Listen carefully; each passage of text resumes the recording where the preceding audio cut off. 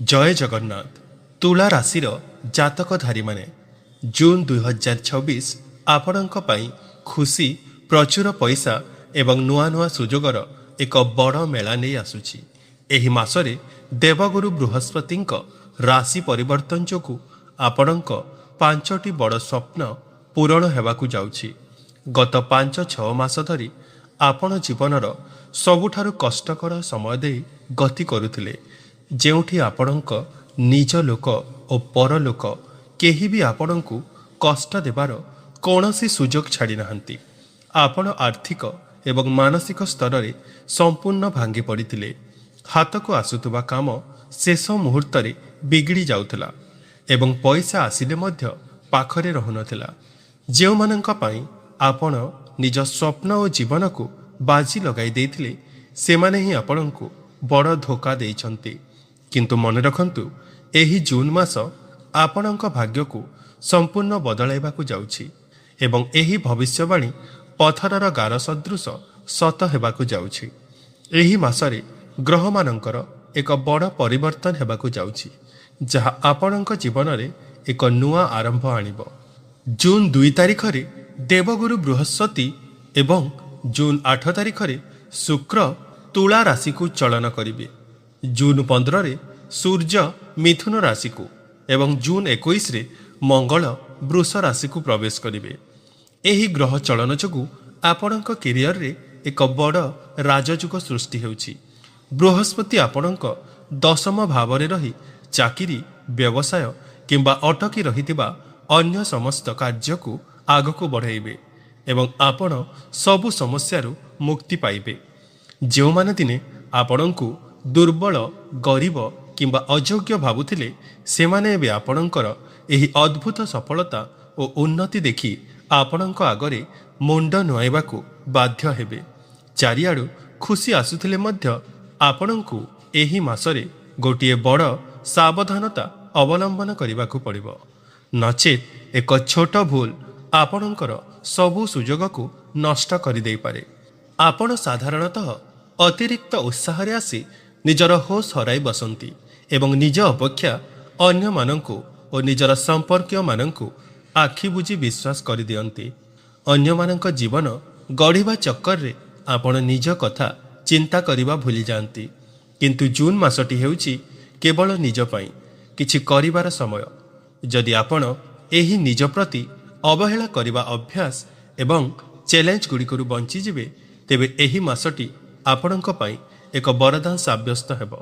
एभली एक सठिक एवं चमत्कार मासिक राशिफल ପାଇଁ वीडियो को निश्चय लाइक करंतु एवं कमेंट बॉक्स रे सच्चा मनरे जय बजरंग बोली निश्चय लिखंतु, कारण एही मासरे हनुमान जी साक्षात आपणଙ୍କ जीवन को सजाड़िबाकू जाउछंती।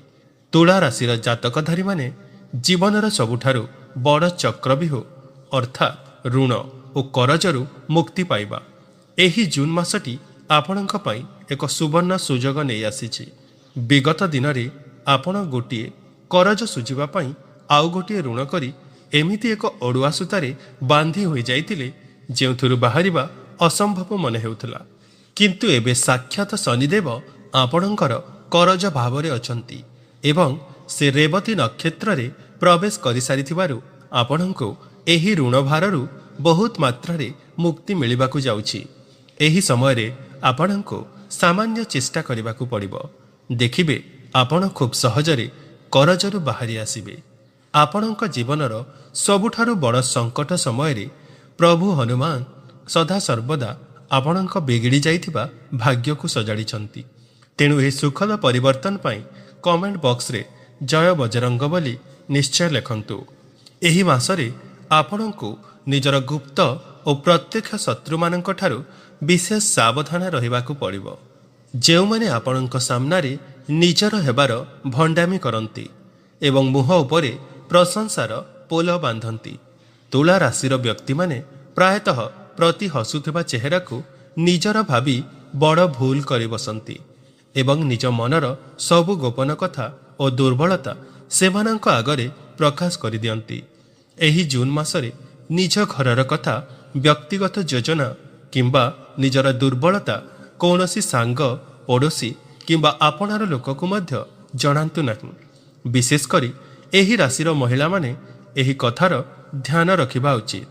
ନଚେତ୍ ଆପଣଙ୍କ ଭାଗ୍ୟକୁ ଆସୁଥିବା ମା ଲକ୍ଷ୍ମୀ ଅଧା ବାଟରୁ ଫେରିଯାଇପାରନ୍ତି। କାରଣ ଯିଏ ନିଜର ଛୋଟ ଛୋଟ ଖୁସି ଅନ୍ୟକୁ କହିଦିଏ ସେ ପରେ ଦୁଃଖ ପାଏ। ଆପଣଙ୍କ ଜୀବନର ଅଧା ଦୁଃଖ ସେତିକିବେଳେ ଶେଷ ହୋଇଯିବ ଯେତେବେଳେ ଆପଣ ଅନ୍ୟମାନଙ୍କ ଜୀବନ ସହ ନିଜକୁ ତୁଳନା କରିବା ବନ୍ଦ କରିଦେବେ। ଅନେକ ସମୟରେ ଆପଣଙ୍କ ପାଖରେ ସବୁ ସୁଖ ସୁବିଧା ଥାଇ ମଧ୍ୟ ଆପଣ ଅନ୍ୟମାନଙ୍କ ଥାଳିରେ କ'ଣ ଅଛି ତାହା ଦେଖି ଚିନ୍ତିତ ହୁଅନ୍ତି ଏବଂ ନିଜ ପାଖରେ ଥିବା ସୁଖର ଆନନ୍ଦ ନେଇପାରନ୍ତି ନାହିଁ। ଠିକ୍ ଯେମିତି ହୋଟେଲକୁ ଗଲେ ନିଜ ଥାଳିରେ ଭଲ ଖାଦ୍ୟ ଥିଲେ ବି ପାଖ ଟେବୁଲରେ ଚାଇନିଜ୍ ଡିଶ୍ ଦେଖି ନିଜ ଖାଦ୍ୟର ସ୍ୱାଦ ଭୁଲିଯାଆନ୍ତି। ସେହିପରି ଅନ୍ୟ ସହ ତୁଳନା କରି ଆପଣ ନିଜ ସୁଖକୁ ଭୋଗ କରିପାରନ୍ତି ନାହିଁ। ଯଦି ଆପଣଙ୍କ ଜୀବନସାଥୀ କିମ୍ବା ପରିବାରର କେହି ଏପରି କରୁଛନ୍ତି ତେବେ ସେମାନଙ୍କୁ ବୁଝାଇ ଏହି ଅଭ୍ୟାସରେ ଅଙ୍କୁଶ ଲଗାନ୍ତୁ। ତେବେ ଯାଇ ଜୀବନରେ ପ୍ରକୃତ ସୁଖ ଓ ଶାନ୍ତି ଆସିବ। ଗ୍ରହମାନଙ୍କର ଏହି ଚମତ୍କାର ବଦଳାଉଥିବା ସ୍ଥିତି ବିଷୟରେ ଆଗକୁ ଆହୁରି ଅନେକ ଗୁରୁତ୍ୱପୂର୍ଣ୍ଣ କଥା ଜାଣିବା। ତୁଳା ରାଶିର ଜାତକଧାରୀମାନେ ଆସନ୍ତୁ ଜୁନ୍ 2 ତାରିଖରେ ଦେବଗୁରୁ ବୃହସ୍ପତି ପ୍ରାୟ 13 ବର୍ଷ ପରେ ନିଜର ଉଚ୍ଚ ରାଶି କର୍କଟକୁ ପ୍ରବେଶ କରିବାକୁ ଯାଉଛନ୍ତି, ଯାହା ଆପଣଙ୍କ କ୍ୟାରିୟରରେ ଏକ ବଡ଼ ସଫଳତାର ସୁଯୋଗ ଆଣିବ। ଯଦି ଆପଣ କୌଣସି ଚାକିରି, ବ୍ୟବସାୟ କିମ୍ବା ବିଦେଶ ଯାତ୍ରାରେ ଦୀର୍ଘ ଦିନରୁ ଅଟକି ରହିଥିଲେ, ନୂଆ ଚାକିରି କିମ୍ବା ପଦୋନ୍ନତି ପାଇପାରୁନଥିଲେ, ତେବେ ଏହି ଗ୍ରହ ଚଳନ ଆପଣଙ୍କୁ ସେହି ସମସ୍ୟାରୁ ମୁକ୍ତି ଦେଇପାରେ। ଏହି ସମୟଟି ପରିବର୍ତ୍ତନର ସମୟ ହୋଇଥିବାରୁ ଆପଣ ଚାହିଁଲେ ନୂଆ ଚାକିରି ଖୋଜିପାରିବେ କିମ୍ବା ନୂଆ ବ୍ୟବସାୟ ମଧ୍ୟ ଆରମ୍ଭ କରିପାରିବେ। ଏଥିସହିତ ବିଗତ ଦିନରେ ଆପଣଙ୍କ ମାନ ସମ୍ମାନରେ ଯେଉଁ ଅଭାବ ଦେଖାଦେଇଥିଲା ଏବଂ ଆପଣଙ୍କ ଠାରୁ ଛୋଟ ଲୋକମାନେ ମଧ୍ୟ ଆପଣଙ୍କୁ ଆଖି ଦେଖାଉଥିଲେ, ସେହି ସ୍ଥିତି ଏବେ ବଦଳିଯିବ ଏବଂ ଯେଉଁମାନେ ଆପଣଙ୍କୁ ଅଯୋଗ୍ୟ ଭାବୁଥିଲେ ସେମାନେ ଆପଣଙ୍କର ପ୍ରଶଂସା କରିବେ। ତୁଳା ରାଶିର ବ୍ୟକ୍ତିମାନେ ଯଦି ଥରେ କିଛି କରିବାକୁ ମନରେ ସ୍ଥିର କରିନିଅନ୍ତି, ତେବେ ସେମାନେ ତାହା କରିକି ହିଁ ଦେଖାନ୍ତି ଏବଂ ନିଜର 7 ପୁରୁଷ ବସି ଖାଇବା ଭଳି ସମ୍ପତ୍ତି ସୃଷ୍ଟି କରିବାର କ୍ଷମତା ରଖନ୍ତି। କିନ୍ତୁ ଆପଣଙ୍କର ସବୁଠାରୁ ବଡ଼ ଦୁର୍ବଳତା ହେଉଛି ଆପଣ ନିଜ ମନ କଥା ନ ଶୁଣି ଅନ୍ୟମାନଙ୍କ କଥାରେ ପରିଚାଳିତ ହୁଅନ୍ତି, ଯାହା ଆପଣଙ୍କ ଜୀବନକୁ ନର୍କ ସଦୃଶ କରିଦିଏ। ଯେତେବେଳେ ପରିବାରର ସବୁ ଦାୟିତ୍ୱ ଆପଣଙ୍କୁ ହିଁ ଉଠାଇବାକୁ ପଡ଼େ, ସେତେବେଳେ ପୋଷାକ ପିନ୍ଧିବା ଠାରୁ ଆରମ୍ଭ କରି ସମ୍ପର୍କ ଗଢ଼ିବା ପର୍ଯ୍ୟନ୍ତ ଅନ୍ୟମାନଙ୍କଠାରୁ ପରାମର୍ଶ ନେବା ବନ୍ଦ କରନ୍ତୁ। ଏହା ସହିତ ଆପଣ ପରିବାର, ବନ୍ଧୁତ୍ୱ ଓ ଦେଖାଣିଆ ଖର୍ଚ୍ଚରେ ଛନ୍ଦି ହୋଇ ନିଜ ପାଇଁ ଅଯଥା ସମସ୍ୟା ସୃଷ୍ଟି କରନ୍ତୁ ନାହିଁ, ଯାହାକୁ ଏହି ମାସରେ ସୁଧାରିବାକୁ ପଡ଼ିବ। ଯଦି ଆପଣଙ୍କୁ ଜୀବନରେ ଜଣେ ସଠିକ୍ ମାର୍ଗଦର୍ଶକ ମିଳିଯାଏ, ତେବେ ଆପଣ ଜୀବନରେ ଖୁବ୍ ବଡ଼ ମୁକାମ ହାସଲ କରିପାରିବେ। ବୃହସ୍ପତି ଉଚ୍ଚ ସ୍ଥିତିରେ ରହିବା ଯୋଗୁଁ ଆପଣଙ୍କ ଭିତରେ ସାମାନ୍ୟ ଆଳସ୍ୟ ଓ ଅହଙ୍କାର ଭାବ ପ୍ରକାଶ ପାଇପାରେ। ତେଣୁ କାମକୁ ଆଦୌ ପଛକୁ ପକାନ୍ତୁ ନାହିଁ ଏବଂ କୌଣସି ଗୁରୁଜନଙ୍କ ସଠିକ୍ ପରାମର୍ଶକୁ ନିଶ୍ଚୟ ସମ୍ମାନର ସହ ଶୁଣନ୍ତୁ। ଏହା ସହିତ ଜୁନ୍ 15 ତାରିଖରେ ସୂର୍ଯ୍ୟଦେବ ଆପଣଙ୍କ ଭାଗ୍ୟ ତଥା ପିତାଙ୍କ ଭାବକୁ ଚଳନ କରୁଥିବାରୁ ଏହା ପିତାଙ୍କ ସ୍ୱାସ୍ଥ୍ୟ ଉପରେ କିଛିଟା ଖରାପ ପ୍ରଭାବ ପକାଇପାରେ। ଏହି ସମୟରେ ପିତାଙ୍କ ସହିତ ଆପଣଙ୍କର ବୈଚାରିକ ମତଭେଦ କିମ୍ବା ଯୁକ୍ତିତର୍କ ହେବାର ସମ୍ଭାବନା ରହିଛି। ତେଣୁ ନିଜ ବାଣୀ ଉପରେ ନିୟନ୍ତ୍ରଣ ରଖିବା ଜରୁରୀ ଅଟେ। ଏହିସବୁ ସାବଧାନତା ଅବଲମ୍ବନ କଲେ ଜୁନ୍ ମାସଟି ଆପଣଙ୍କ କ୍ୟାରିୟର ପାଇଁ ବହୁତ ଶୁଭପ୍ରଦ ହେବ। ତୁଳା ରାଶିର ଜାତକଧାରୀମାନେ ଜୁନ୍ ମାସରେ ଆପଣଙ୍କୁ ନିଜର କ୍ରୋଧ ଏବଂ ବାଣୀ ଉପରେ ବିଶେଷ ନିୟନ୍ତ୍ରଣ ରଖିବାକୁ ପଡ଼ିବ। ଆପଣ ସ୍ୱଭାବଗତ ଭାବେ ଜଣେ ସଫା ଏବଂ ସରଳ ହୃଦୟର ବ୍ୟକ୍ତି, କିନ୍ତୁ ଯେତେବେଳେ କେହି ଆପଣଙ୍କ ଭାବନାକୁ ବୁଝିପାରେ ନାହିଁ, ସେତେବେଳେ ଆପଣ ନିଜକୁ ସଠିକ୍ ପ୍ରମାଣିତ କରିବାକୁ ଯାଇ ଅତ୍ୟଧିକ ରାଗିଯାଆନ୍ତି। ଏହି ମାସରେ ମଙ୍ଗଳ ଆପଣଙ୍କର ରାଶିର ଅଷ୍ଟମ ଭାବକୁ ଚଳନ କରିଥିବାରୁ ଆପଣଙ୍କ ଭିତରେ ଉତ୍ତେଜନା ଓ କ୍ରୋଧ ବୃଦ୍ଧି ପାଇବ, ଯାହା ପରିବାରରେ କଳହ ସୃଷ୍ଟି କରିପାରେ। ଯଦି ଆପଣ ନିଜ କ୍ରୋଧକୁ ସମ୍ଭାଳି ନେବେ ନାହିଁ, ତେବେ ଦେବଗୁରୁ ବୃହସ୍ପତି ଆପଣଙ୍କ ପାଇଁ ଯେଉଁ ସବୁ ନୂଆ ସୁଯୋଗ ଆଣୁଛନ୍ତି ତାହା ଆପଣଙ୍କ ହାତରୁ ଚାଲିଯାଇପାରେ। ତେଣୁ ମଙ୍ଗଳଙ୍କର ଏହି ଖରାପ ପ୍ରଭାବରୁ ବଞ୍ଚିବା ପାଇଁ ପ୍ରତି ମଙ୍ଗଳବାର ସକାଳୁ ହନୁମାନ ଚାଳିଶା ପାଠ କରନ୍ତୁ ଏବଂ କୌଣସି ଜଣେ ପ୍ରକୃତ ଗରିବ କିମ୍ବା ଅସହାୟ ବ୍ୟକ୍ତିଙ୍କୁ ନିଶ୍ଚୟ ସାହାଯ୍ୟ କରନ୍ତୁ। ଅଷ୍ଟମ ଭାବରେ ମଙ୍ଗଳଙ୍କ ସ୍ଥିତି ଯୋଗୁଁ ଆପଣଙ୍କର କିଛି ପୁରୁଣା ସମ୍ପର୍କ ଭାଙ୍ଗିବାର ଆଶଙ୍କା ରହିଛି ଏବଂ ଯାନବାହନ ଚଲାଇବା ସମୟରେ ବିଶେଷ ସାବଧାନତା ଅବଲମ୍ବନ କରିବାକୁ ପଡ଼ିବ। ଏଥିସହିତ ଜୁନ୍ 20 ତାରିଖ ପର୍ଯ୍ୟନ୍ତ ମଙ୍ଗଳଙ୍କ ପ୍ରଭାବ ସପ୍ତମ ଭାବରେ ରହୁଥିବାରୁ ଦାମ୍ପତ୍ୟ ଜୀବନ କିମ୍ବା ପ୍ରେମ ସମ୍ପର୍କରେ କିଛି ତିକ୍ତତା ଦେଖାଦେଇପାରେ ଏବଂ ଆପଣଙ୍କ ଜୀବନସାଥୀଙ୍କ ସ୍ୱାସ୍ଥ୍ୟ ମଧ୍ୟ ବିଗିଡ଼ିପାରେ। ବିଶେଷ କରି ସେମାନଙ୍କୁ ମୁଣ୍ଡବିନ୍ଧା କିମ୍ବା ଆଖିଜନିତ ସମସ୍ୟା ହୋଇପାରେ।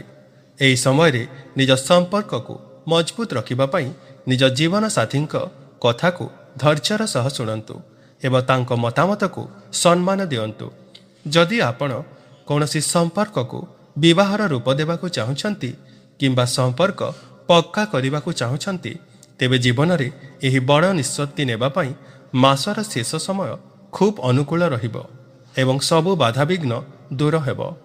ଆର୍ଥିକ ଦୃଷ୍ଟିକୋଣରୁ ଦେଖିବାକୁ ଗଲେ ଏହି ମାସଟି ଆପଣଙ୍କ ପାଇଁ ପ୍ରଚୁର ଲାଭଦାୟକ ସାବ୍ୟସ୍ତ ହୋଇପାରେ, କାରଣ ଗ୍ରହମାନଙ୍କର ଶୁଭ ଦୃଷ୍ଟି ଆପଣଙ୍କ ଆୟ ଓ ଲାଭ ଭାବ ଉପରେ ପଡ଼ୁଛି। ଯଦି ଆପଣ ସେୟାର ମାର୍କେଟ, ଲଟେରୀ କିମ୍ବା କୌଣସି ଜମି ବାଡ଼ି ଓ ସମ୍ପତ୍ତିରେ ନିବେଶ କରିବାକୁ ଚାହୁଁଛନ୍ତି, ତେବେ ଏହି ସମୟଟି ଧନ ଲାଭ ପାଇଁ ଖୁବ୍ ଚମତ୍କାର ରହିବ।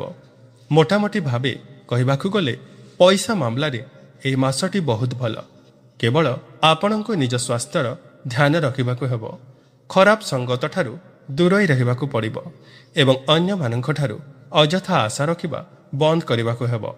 ଯଦି ଆପଣଙ୍କୁ ଆଜିର ଏହି ସଠିକ୍ ରାଶିଫଳ ଭିଡ଼ିଓଟି ପସନ୍ଦ ଆସିଛି, ତେବେ ଲାଇକ୍ ନିଶ୍ଚୟ କରନ୍ତୁ ଆଉ କମେଣ୍ଟ ବକ୍ସରେ ଜୟ ଶନିଦେବ ନିଶ୍ଚୟ ଲେଖନ୍ତୁ।